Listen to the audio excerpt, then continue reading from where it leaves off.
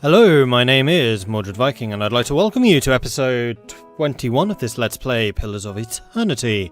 In the last episode, we eventually got to the village of Deerford, which is where we are currently, and we have some people to talk to. Now, I am kind of suspecting that we're a little bit low level for this area. Trying to remember what else we have to do. Well, I think we can't get to Defiance Bay yet. I know Twin Elms is like the second town that we go to, but that's not for quite a long time. I think we've done all of these areas, or maybe we are. I mean, we could spend a little bit more time in Cardnua, that's definitely true. Oh, no, maybe we are where we're supposed to be. Okay, so first of all, we need to talk to a couple of people. This is going to be a bit of a talky episode, I'm afraid. I know there's at least one companion in this area who happens to be one of my favourites. She's really well written. But let's go and talk to this Lord Harond chap. The man wears Adair-style robes, simple but elegant. His fine leather shoes look like they were made for padding around indoors, yet they're caked with mud. He yanks a lock of hair twined around his silk-gloved finger. His fine features are etched with anxiety. Sorry, I'm just setting my timer. Okay. My child is out there. Do they not understand? My lord, we're doing everything we can. Unfortunately, these villagers... Beasts take them all. I don't care how you do it, but find her. Your child is missing, I take it? Yes, Lady Alice, my daughter. I've asked around, but nobody in this mudhole has any concerns beyond their swine. They turn my men away like beggars and seem downright pleased to be of no use. But you're not one of my soldiers. And you look like you're used to getting your hands dirty, if you don't mind my saying so. No, that's cool. My lord, aye. If you find her, tell her I won't be upset with her. She can come back and all will be well. I just want to make sure that my Alice, my child, is safe. Nothing in the world is more important to me. I'd like to ask a few questions about your daughter. Tell me about yourself. Alice. Of course. Describe her. She is a striking young woman. Bears some resemblance to more resemblance to a mother than me. She has auburn hair and delicate, well-bred features. She must be, 28 or 29 now. You don't even know how old your daughter is. Wow, she really must be really important to you. We'd stopped in Deerford for a few days. On our fourth evening here, I was making plans to continue our journey. Lady Alice was feeling unwell and went to bed. When I retired a couple of hours later, I found she had vanished.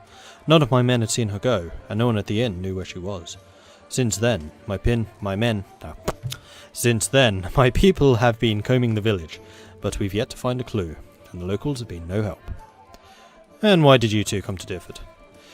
It was merely a stop along the way to find Ina's Rest. However, she took ill shortly before our arrival, so it seemed prudent to allow her a few days to recover. What's in Ina's Rest? He frowns, as if to protest, but then he gives in with a sigh. Lady Alice has reached an age where it is prudent for her to marry.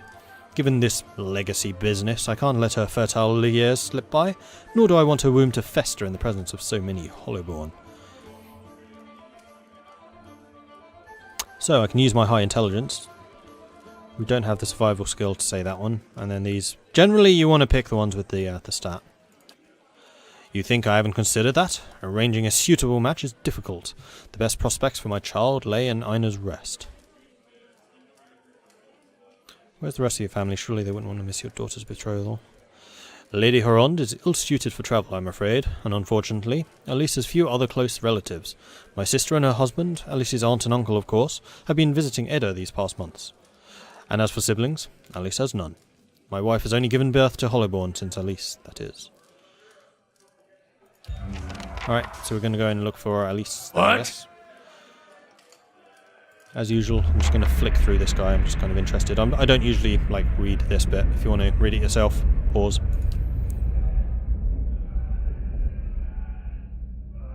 Just because there's so much text. It would take a long time.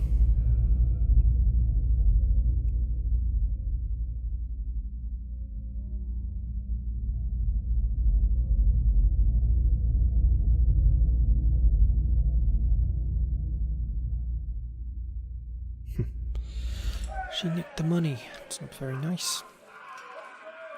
Sid. Who was Sid? Good day to you. We haven't spoken to Sid. A redhead stands by the fire, turning her lute and plucking its strings. She hums snatches of a melody as she goes. First time at the Dracogen. Normally I'd have a song ready, but I haven't quite worked out this tune yet. I'm writing some chants about the founding of this inn. Say, you interested in the story? I haven't finished the chants, but I could tell you about it all the same. Perhaps another time. I think I actually want our bard You here can trust me. to talk to her. One thing which I might do is turn... I wish there was a way of turning the movement voices down, but not the regular voices. Where would that be? Voice frequency.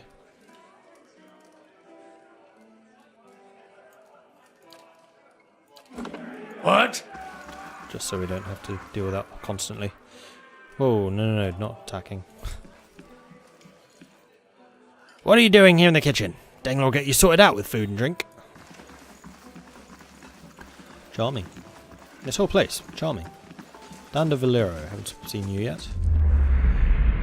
And once again, it's one of the reedy bits.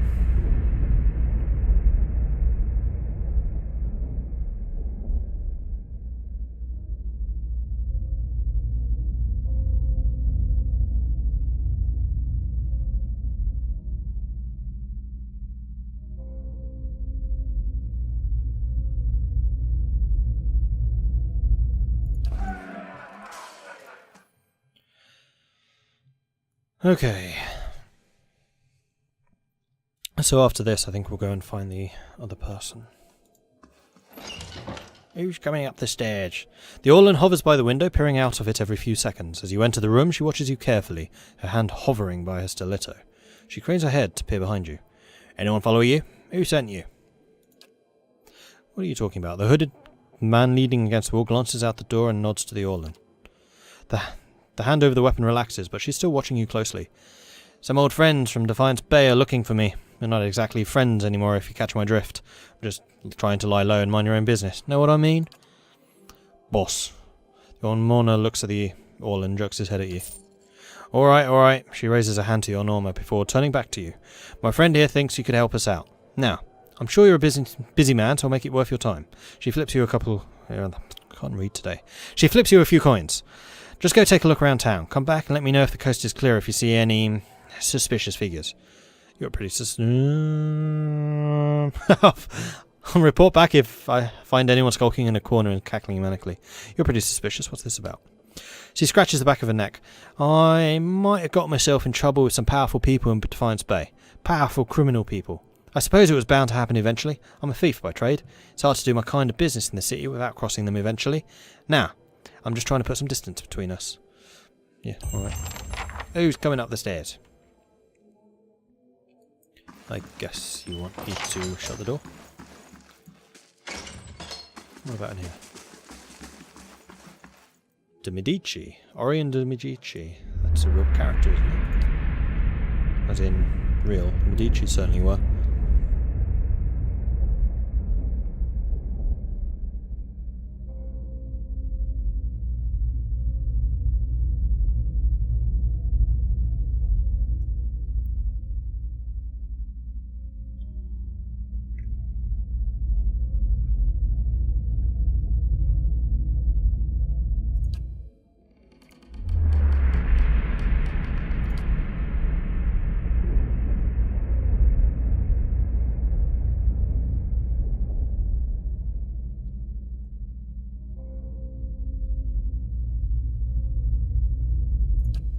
Cool. Unfortunately, because there are people in here, I can't really search their rooms. Not that I would do that anyway, because I'm kind of a goody-goody. So I'm actually not going to go and do... Hang on, no! There was a sign up there I wanted to look at. Damn it. Now I'm going to have to go back up.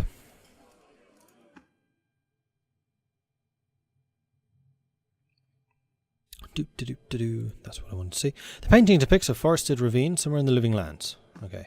Not a clue. Heavier armour grants more protection, but extends recovery for its wearers. Yes. I had noticed that. What's that say?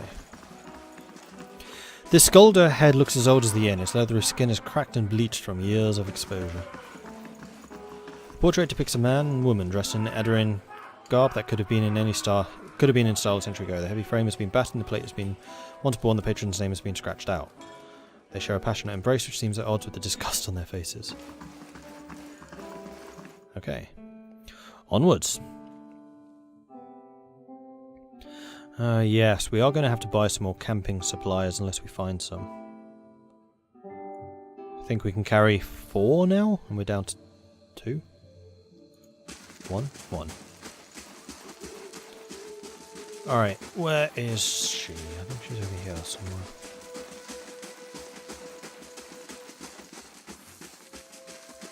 There she is. The woman looks briefly through you. She doesn't know if you're there. This middle-aged peasant woman is dressed in a brown leather cloth, draped to her knees. Her hands are working at separating stringy, colourless vegetables in a pile before her, stripping the heads off the long, fibrous stems with a paring knife. She discards the stems one by one, placing the heads and the vegetables into a small cradle-like basket in front of her. She doesn't greet you as you approach. You're not sure she even knows you're there. Excuse me? The woman doesn't respond. She keeps stripping the heads from the vegetables with a steady rhythm. She may be deaf. There's no indication she heard you. At first glance, she seems nothing more than a middle-aged woman, unremarkable, maybe less stern than most, who seems more focused on the weaving in her lap than her surroundings. Yet, you suddenly notice she's not stripping the vegetables before her any longer. She's weaving, and the vegetable pots are now missing. She still pays you no mind, her brown locks torn and snagged from the lack of washing. Like many of the townsfolk you've seen, there is a strange blur to her. Even the motion of her hand seems to be playing with the threads that lack colour, and a shape that lacks interest. It may be that she's half-minded, or deaf, but something feels wrong. As you watch her, her knitting takes an odd cadence, and you have a terrible suspicion that something lurks beneath what your eyes are showing you. Her brown hair is long, almost impossibly to the length of her hands. As you follow the streams of her locks downwards, the hair becomes long and black, splitting off into threads of black and silver and wrapping around her hands. She is forming a soul cradle with the threads, braiding a net in front of you, each finger long and sharp, like a series of knitting needles, almost hypnotic. The silver and black strands of her hair weave together, with silver predominating as a highlight, the black shadowing it. And suddenly, you are calm. You're on a plateau, almost the height of a tower, several stories high. The plateau is like a table lying beneath a clear sky, and beneath the plateau, surrounding it in all directions, is a forest, hazy with mist. Although it is actual mist, or distance, or a recollection. Resting in the curve of the natural arch above you is a great copper bell, half again the size of a man hanging at attention, as if looking down on you and the event unfolding before you. The plateau has soaked in the sun, and the rock beneath you is rough and warm. The sky forms a cradle around you, and you feel different, not disembodied, but you feel your body, your physical contours, have changed along with the surroundings. And you hear a soft series of chimes, like wind chimes. At the sound, the scene gains colour and texture, as if the sound is beckoning you gently forth, filling your senses and your thoughts, like mist rolling softly into a sealed chamber. And the chime coaxes you deeper into the memory, and you're certain it is a memory, a warm one. You're on the stone of the plateau. Your knees are in the warm texture of the ground, silver, white, shimmering like Adra. The plateau is formed of it, glistening in the sun. You can feel the heat on your skin, your wrists, your hands. Your hands are in motion. Weaving, not a thread, but gathering, tenderly moving amongst the first movements of Barath's wheel. Your hands are wet. Your hands are upon the flesh of a newborn child, and you can feel the crowning of a tiny head turning in your grip, its head slick, wet from the womb. The hands are inhabiting, have done this many times, and they are practiced and confident. You can feel distant pains in your own head as the head emerges, a stream of fluid from the womb helping the newborn slide forth, and a woman's laboured breathing, crying out. Focus on the child and the movement of your hands. As your hands move, you hear the sound of chimes, clear, cutting through the haze of the memory. You cannot see where they are coming from, but they are close, and they are meant as comfort. Of that you are certain. And coaxed by your hands, every movement causing the chimes to sound again, almost eagerly the child comes forth, and as it does, your hands are in motion, weaving, moving along the length of your soft wet rope. No, an umbilical cord from the legs of the naked woman before you. You are holding a small child, still wet from the womb, before you. The child cries out, its cry full of life, full of soul, the ringing of chimes echoing in its thoughts, filling it with its welcome. The soul is blurred at the edges, as you are viewing a soul, from within a soul, but it is there, it is alive. The woman before you is weeping, and at her first cry, her hands reach out for it. You surrender the child to her, something you have done many times before. As your hands move, the chimes echo the movement, and you realise the chimes are hanging from cords on your wrists, and where once they echoed in the memory, they are now echoing in the child's mind as well. The chimes are intended to welcome the child, to be its first gentle greeting into the world, a soothing sound, guided by the tender motions of the wrists. You are helping to weave its thoughts, its perceptions, and the experience. The woman laughs with a ragged joy, laughing from a parched throat. Her emotions seem soothed, but the physical demands of labour have left her exhausted. But the child is here. The child is safe. And all atop the plateau is peaceful, calm, distant, flattening out as the memory persists. With effort, the seed bleeds of colour, and your mind becomes your own again. There is no pull, no anchor, yet the sound of the chimes remains. As they existed in the memory, they sound here as well, and they are hanging from the woven braids on the wrists of the woman before you. Even as your head is spinning from the touch of her mind, the sound of the chimes on her wrists is sharp and clear, as if coaxing you back to the real world. The woman still sits before you, but she is nothing like what you first saw. She is wearing black, shredded garments that drape over her form like streamers. Her hair is streaks of black and run through with silver. Her age is almost impossible to tell. She simply feels old, like a crumbled watchtower. As she lifts her head to face you, you see her hair is draped across the front of her face like a veil. What you first saw was a mental glamour of some sort, unconscious, and you realise that it's not what the world sees, and you were perhaps the first to see her true self. Still, you don't sense a threat in the realisation. If anything, you feel a sense of relief from the figure. You can hear her thoughts, and she is glad, at last, to be seen. What do you do to me? I am seen, but the eyes of others do not remember. You were the first to see me as I am, the call stripped aside. There is a light touch in your mind, a caress, and her left hand mirrors the motion of the touch, reaching up to the air between you. You hear the chime on her wrist, softly. Her hand moves as if pantomiming, resting on her cheek at a distance, and she speaks softly and so slow. Wow, I can't read. She speaks softly and slowly. Your memories. A cadence of wheels on a caravan track. Fever. Questions by running water. Violence in a night's campfire. Arrows in the dark. And fleeing. Falling rock and cracking stone. And a storm. The storm. The storm that brushed you. Did its screaming wake you from your mind's cradle? Your memory of it is painful. Its cry is difficult to ignore. It's like a child. Many children crying out. I encountered a Biowatch, yes, and it did something to me. Her hand withdraws shyly, and the chime sounding softly once again. The woman stands, uncertainly, as if she's been sitting for some time, or is too weak to bear her own weight.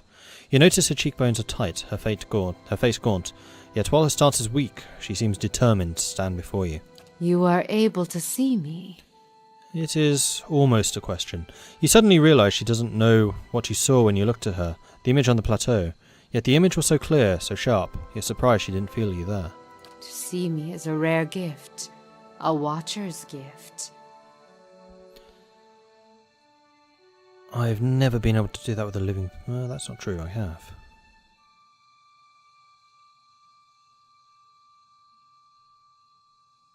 How was I able to enter your dream? So many questions, thoughts, whirling like storm winds. That storm still roars through you, deep beneath your thoughts, yet muted and secret, like an underground river. I cannot tell if it is carving new channels or eroding what keeps your true strength buried. The fact that you could hear it at all, survive it, is something few have ever done.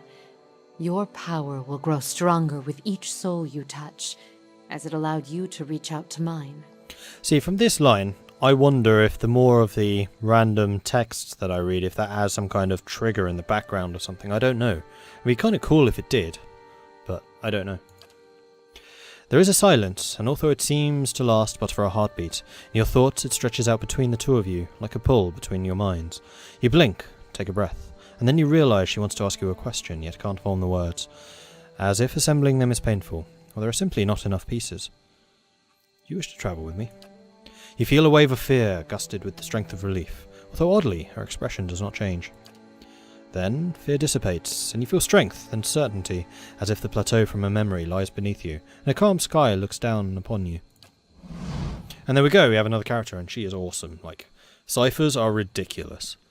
As far as I know, they're a class unique to Pillars of Eternity, and the basic premise is the more damage that they do, the more magical power they get. So you have to have them kind of sitting there doing like physical damage with weapons, and then as they're doing more and more damage, they also become more and more powerful magically. It's a really interesting like change, and whenever they cast the spell, obviously, then the counter is reset. So how much time do you spend them like doing regular damage? How many spells do you want them to cast? That type of thing. And how much danger do you put them into? Because the more damage they do, the more likely they are to be targeted. Plus, Grieving Mother herself, just a really interesting character, as you just saw. Very, like, completely different from any of the other companions. Yeah, fascinating. I haven't seen much of her, so I think we'll be carrying her along. Question is, though, who do we get rid of? Farewell. That's not a hard choice. Learn of the Grieving Mother's past. Alright, so this is probably more or less the party that I would travel with. I think I'm going to put Edda in Hope you're not expecting much. Of course. Just because I like Edda. He's a legend. Alright, so I think basically we're just going to need to continue wandering around. Actually, was there a reason I had thingy in place? One of these is like persuasion. Convincing performances, combat helps, concentration. Not might, it's not constitution, it's not dex, perception. In interactions can be used to catch someone in a lie, make an observant comment, or notice something happening in the background.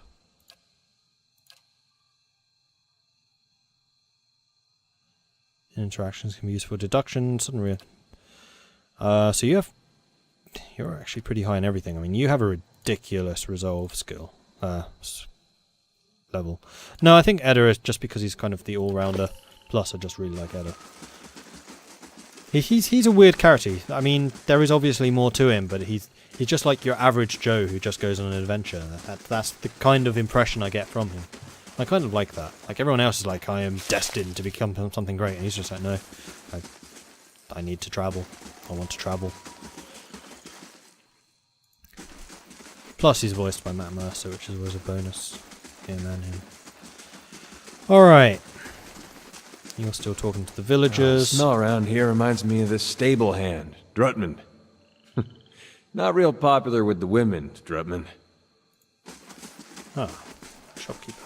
Potions for sale. Potions and... Ow! Greetings.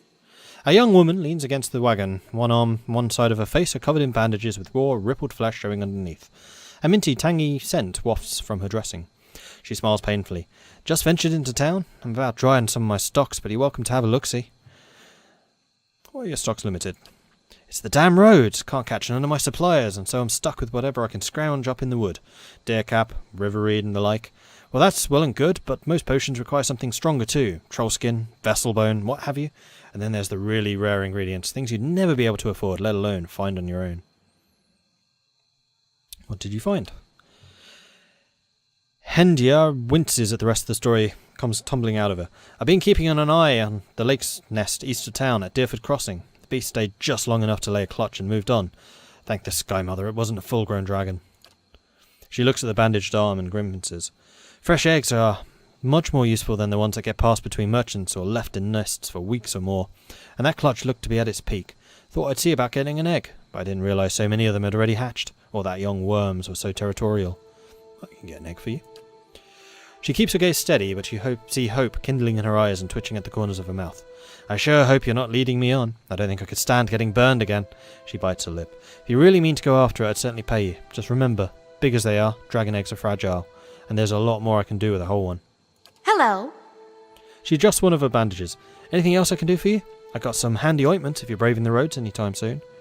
I'm looking for a missing noblewoman. Oh, that lord's daughter. She was a new shade of green when I saw her the other morning, chatting with Triggle she was, just outside of his shop. She pointed to the crumbling tower. You're talking about morning sickness. Was she pregnant? Aye, and looked to be a state about it, she was. The girl was so sick she didn't notice Triggle's stink. I offered her some herbs to take care of the problem. Thought it might save her the trouble with the old man, but she wouldn't have it. What's wrong with her? I just told her that. No offence, but I hardly know you. I'm not one for gossip, and I certainly won't want to cause the poor girl any more trouble. Lord Huron said she was ill from travel. That weren't no road sickness, trust me. I know it when I see it. How do you do? How'd you get burned? Face turns to the floor. By the flame, how bad does it look? Terrible, I know it! It looks like it hurts. That's a mighty soft way of putting it. I told you about my run-in with worms. I reckon you could put the rest together already. What's wrong with the roads? A noise of disgust rattles from her throat. Brigands, looters, you name it. The gods may be hallowing out the babies, but it's grown folk that's robbing the rest of us. People are scrambling to Defiance Bay because they hear there's healthy births there, and all those refugees and abandoned homes attract desperate sorts like flies on dog shit. Show me your wares. Sure thing. So, mostly potions. Potions are useful, though. Also expensive. No, we're not going to buy any. Hey. Okay, so we have to get a dragon egg. And in fact, I think I'm going to call this episode at this point. So we still need to talk to the rest of these people in this village. I mean, we've done the big ones. I know there's another encounter in there that we need to deal with, but we've done the big ones. And like I said, I'm a little unsure about just how strong we are compared to the stuff around here. So whether we hang around here or whether we go back to Cardnua, I'm not entirely sure yet. But there's definitely more to come. So if you're enjoying this so far, hit that like button. If you haven't done so already, then do consider subscribing. And if you have any tips or advice for me, let me know in the comments. Thanks again for watching. I'll catch you next time. Goodbye.